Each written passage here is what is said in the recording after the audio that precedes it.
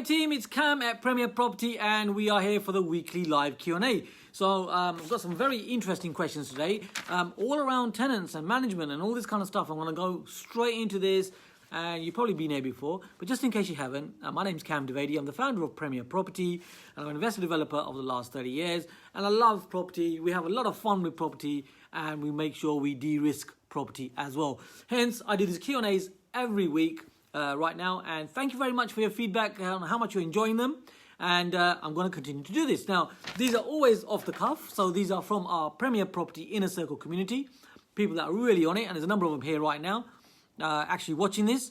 So welcome. We've got Pavlos here, and by the way, if you're watching this live, I mean, this is recorded and it's put on YouTube, and if you haven't subscribed to our channel, you know you can do that. It's just that little bell icon, isn't it? You're welcome to join us, and I will continue sharing questions and answers on a weekly basis with you.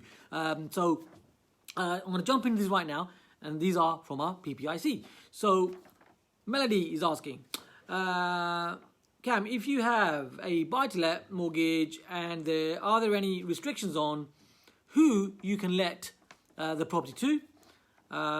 So yes, Melody, great question. Yes, there are. It does depend on your lender. So please always adhere to your lender's conditions. Now, I can't give you mortgage advice, but I'm just showing you what we do. So what you'll find is certain lenders will allow local housing allowance tenants, benefit tenants. Other lenders will not allow local housing allowance tenants. So things that you need to be aware of. For example, right now, Godiva mortgages, Coventry mortgages, Godiva, they will look for professional tenants, is what we find when we're reading through the terms and conditions. So we've got to make sure that when we're renting that buy-to-let, it is rented to professional tenants. Whereas, we've got other lenders where it's okay with local housing allowance. So you really got to look at your the terms and conditions and make it, be crystal clear with who you're renting the property to. Yes, absolutely makes sense. Otherwise, you could be breach of those terms and conditions, right? So, of course, you've got to get it right.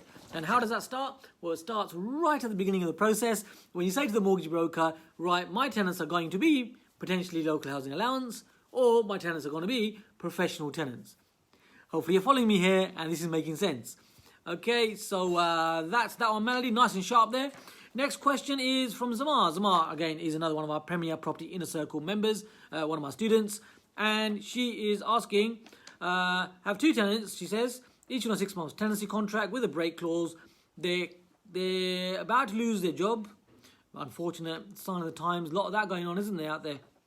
A lot of people think that property is risky. Actually, property is the most de-risk thing that you could actually do, is what I've realised. Having a job right now is pretty risky because you don't know if you're going to have it tomorrow. Getting a new contract is risky. Living off the state. I mean, come on, who wants to do that, right? So, yeah, absolutely. If you're not already into property, then jump in, let's do it. Obviously, learn what to do. Right, get on with it, Cam. I will. So, Zamar, so what we do in situations like this, now they're giving you a notice in advance that they're going to be coming up into, of difficult circumstances. And they're also saying to you that, they're willing to vacate the property, which is brilliant. The fact that you're not going to have any challenges with that. So what we do in situations like this, on the odd occasion that happens, now it normally happens if someone loses a job. It also happens when someone buys a property for themselves. Yeah. So, a number of people renting, they want to become homeowners, and that happens as well. So what we normally do at Premier Property is we will say to them, okay, we be amicable with them, provided the rent's all up on time and everything, the property looked after, we're happy for them to sort of move on. However, in that meantime, that 4 to 6 weeks period like you've got, you can market the property and just ask them to allow viewings to happen. Now, of course, right now it's all got to be COVID safe and all of that. So, social distancing and all of that.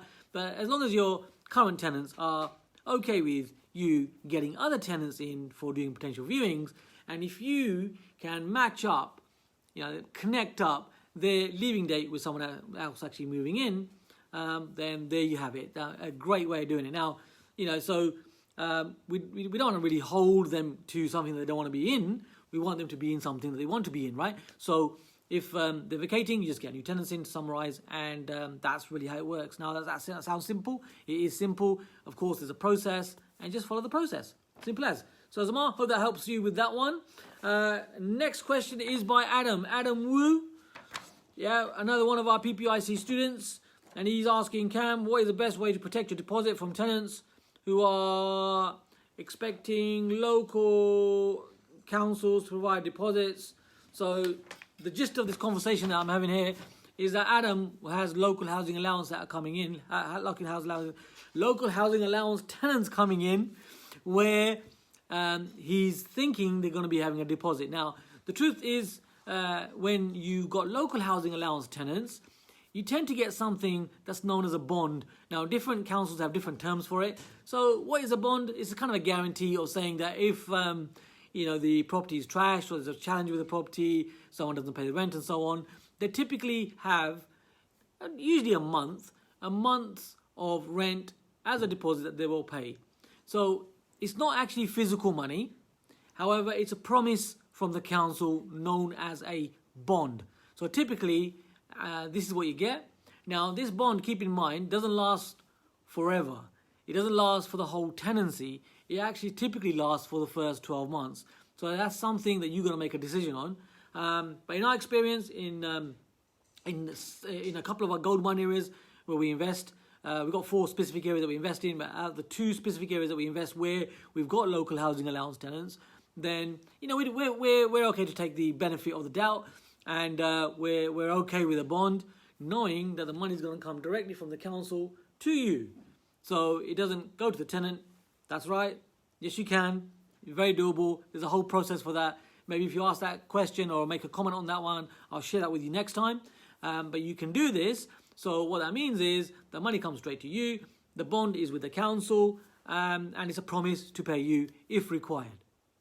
12 months is typically what it is. So that's that question answered there. Hoping you're liking these answers, and if you are, feel free to join our community if you haven't already. And on here you can just subscribe and click on that bell icon. And I'm doing a number of these videos every week. Some of them are on projects that we're actually in the project. Some of them are live deals that we're doing. Some are Q&As like this, and sometimes I'm sharing tips. So do feel free to join us by clicking on that bell icon. So Adam has asked that question here, and we're going to finish off with this final question. And the question is by Anthony Tate. Anthony, also known as Asajj, was in the Met.